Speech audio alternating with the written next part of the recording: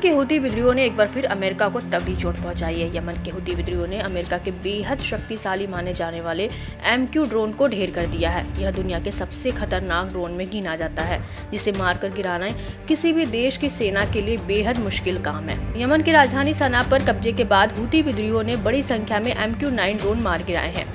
Yemen सशस्त्र बलों ने ताजा हमले की जानकारी देते हुए बताया कि लड़ाकों ने एक बड़ा सैन्य अभियान चलाया। इसमें इजराइल के खिलाफ दक्षिणी कब्जे वाले फिलिस्तीन के अल नकाब में नेवातीम एयर बेस को निशाना बनाया। समीन स्क्वायर में 10 लाख लोगों को संबोधित करते हुए यमनी आर्म्ड फोर्स के प्रवक्ता ब्रिगेडियर जनरल याह्या सारी ने बड़ा ऐलान किया।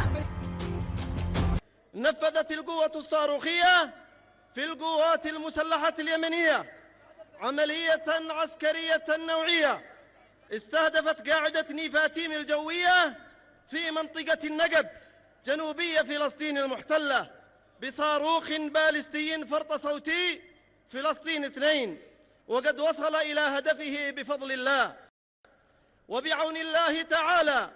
نجحت دفاعاتنا الجوية في إسقاط طائرة أمريكية النوع MQ-9، وذلك أثناء قيامها بتنفيذ مهام عدائية في أجواء محافظة الجوف فجر اليوم الجمعة.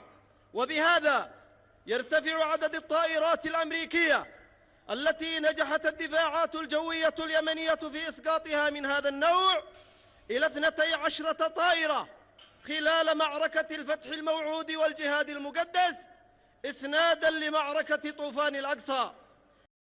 إن القوات المسلحة اليمنية مستمرة بعون الله تعالى في إسناد الشعبين الفلسطيني واللبناني باستمرار فرض الحصار البحري على العدو الإسرائيلي، وكذلك العمليات العسكرية الإسنادية ومواجهة كافة التحديات ومواجهة كافة التهديدات المعادية، وأن هذه العمليات لن تتوقف إلا بوقف العدوان ورفع الحصار عن قطاع غزة وكذلك वक़्फ़ العدوان على लुबनान।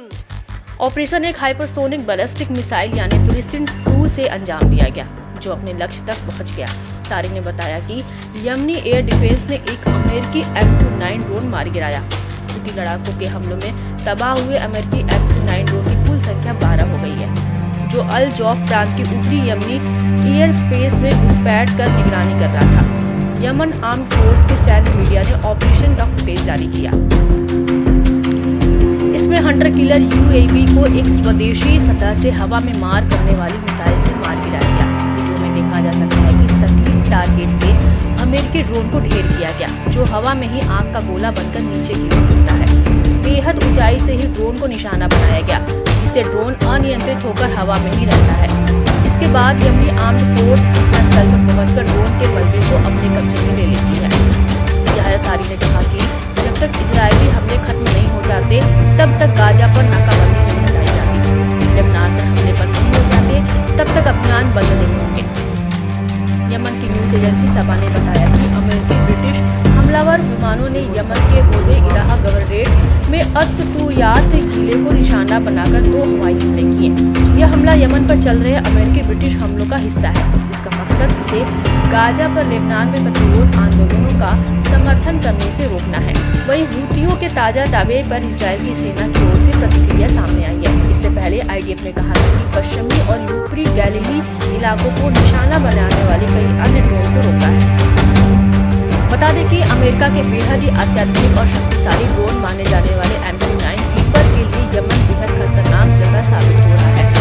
एक MQ-9 ड्रोन की कीमत लगभग $3 करोड़ होती है। यह ड्रोन 50,000 फुट तक की ऊंचाई पर लगातार 24 घंटे तक उड़ान भर सकता है। यमन में निगरानी के लिए अमेरिका वर्षों से MQ-9 ड्रोन का इस्तेमाल कर रहा है। बहरहाल अमेरिकी सेना ने अभी तक हूतियों के दावे पर कोई जवाब नहीं दिया है, मगर हूतियों के पास अमेरिकी ड्रोन को मार गिराने का इतिहास है।